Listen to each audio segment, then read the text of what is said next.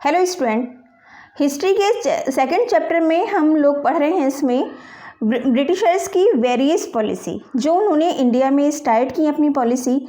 लेकिन उनकी हर एक पॉलिसी का एम ये था कि जितनी भी इंडियन स्टेट्स हैं, प्रिंसली स्टेट्स हैं, उन सबको अपने अंडर कंट्रोल करना, जो रूलर्स हैं उनको हटाकर उनके प्लेस पर अपने आप को ही इस्टेब्लिश करना।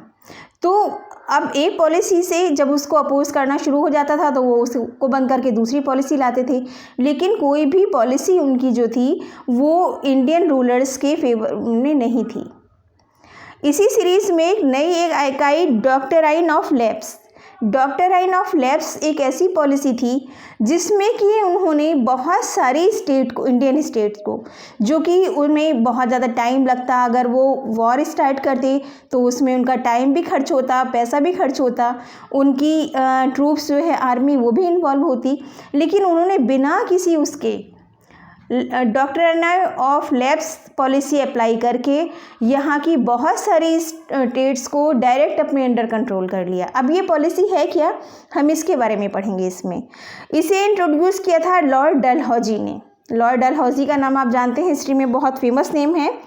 उस समय ये इंडिया में गवर्नर जनरल थे ब्रिटिशर्स के, और इनका टाइम पीरियड था 1848 से लेकर 1856 तक। 1844 से 1848 से लेकर 1856 तक ये कंटिन्यू इंडिया में गवर्नर जनरल रहे ब्रिटिशर्स के।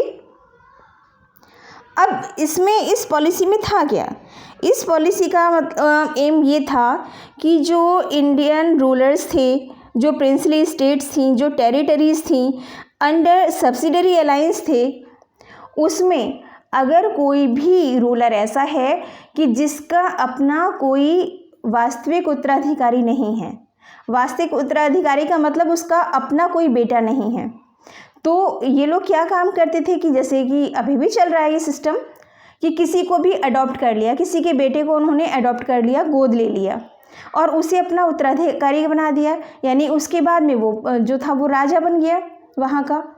लेकिन ब्रिटिशर्स ने इस पॉलिसी को चेंज कर दिया। उन्होंने कहा कि जो इंडियन रूलर्स हैं, अगर उनका कोई भी अपना नेचुरल हेयर नहीं है, तो मतलब अपना उत्तराधिकारी नहीं है, तो और वो किसी को अडॉप्ट करना चाहते हैं तो उसके लिए वो ब्रिटिशर्स से परमिशन लेंगे। सपोज़ अगर ब्रिटिशर्स ने परमिशन दे दी तब तो वो उसे अडॉप्ट कर सकते हैं, और अगर उन्होंने परमिशन नहीं दी और उस पर्सन ने पहले से ही किसी बच्चे को अडॉप्ट कर रखा है तो वो उसको उसका वैलिड जो था उत्तराधिकारी नहीं मानते थे, उसका सक्सेसर नहीं मानते थे। ये पॉलिसी थी डॉक्ट्राइन ऑफ लैप्स। सेकेंड चीज़ ये थी कि the British had to right to sanction. Britishers को ये राइट था कि अगर मान लो उन्होंने ब्रिटिशर्स से पूछ भी लिया उन लोगों से, तो उनकी इच्छा थी कि वो उसको एक्सेप्ट भी कर सकते हैं और रिफ्यूज़ भी कर सकते हैं। The territories of rulers who were without a male heir, जिनके कोई लड़का नहीं था, मतलब बच्चे तो थे उनके पास बेटियां थी, लेकिन अगर किसी का अपना कोई बेटा नहीं था, वन एनाइसेड if the adoption was not sanctioned, तो उनका जो था वो सैंक्शन नहीं किया जा सकता था। उस समय लड़कियों को अपना उत्तराधिकारी बनाने की प्रथा नहीं थी, उन्हें जो है रूलर नहीं बनाया जाता था उस समय पे। कुछ ही रेयर केस ऐसे हैं, अदरवाइज नहीं होता था इंडिया में। तो इस सब ने क्या किया कि जो बहुत सारे इंडियन रूलर्स ऐसे थे जिनके कि अपना कोई नेचुरल हेयर नहीं था, यानी कि उनका कोई अपना बेटा नहीं था, आप सीधे से ये समझ सकते हैं। अब उसमें कौन कौन से थे ऐसे जो without an heir, without an उत्तराधिकारी थे, टू चूज़ और अडॉप्ट ए सक्सेसर, लेकिन उन्होंने जो था बिना कंपनी को बताए हुए, बिना ब्रिटिशर्स को बताए हुए उन्होंने अडॉप्ट कर रखे थे बच्चे। तो इसमें आती है प्रिंसली स्टेट्स ऑफ सतारा। सतारा जो 1848 को उन्होंने अपने अंडर कंट्रोल कर ली, क्योंकि सतारा का जो था उस स्टेट का अपना कोई नेचुरल उत्तराधिकारी नहीं था। जयपुर और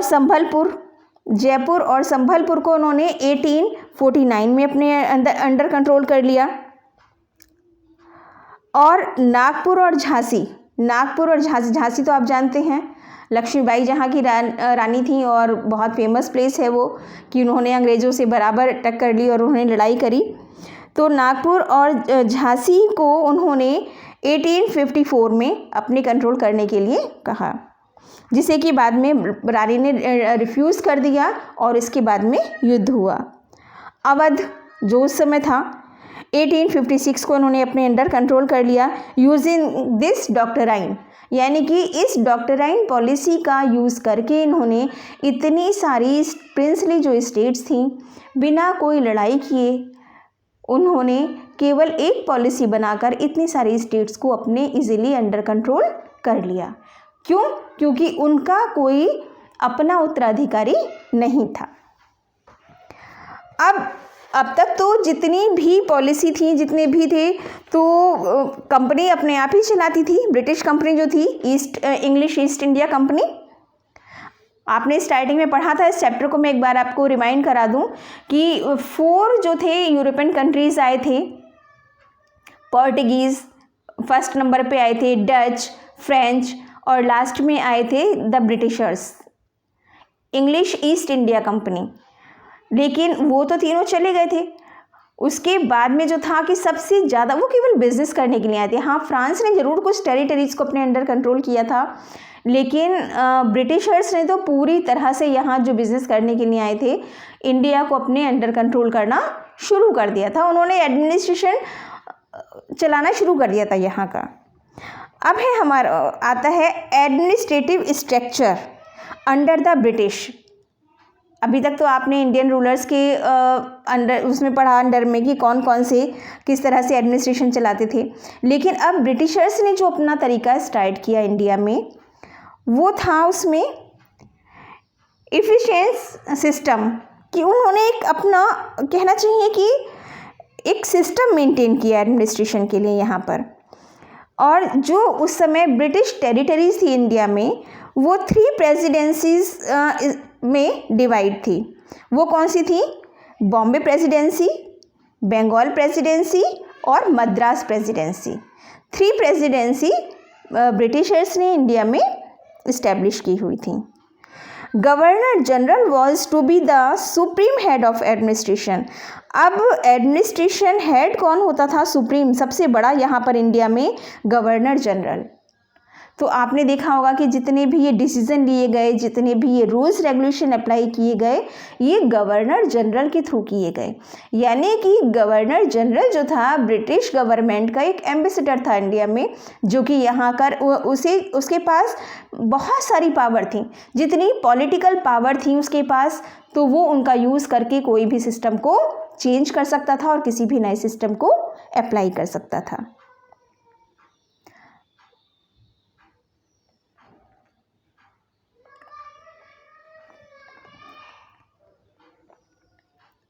अब इसमें है the British parliament passed various administrative acts.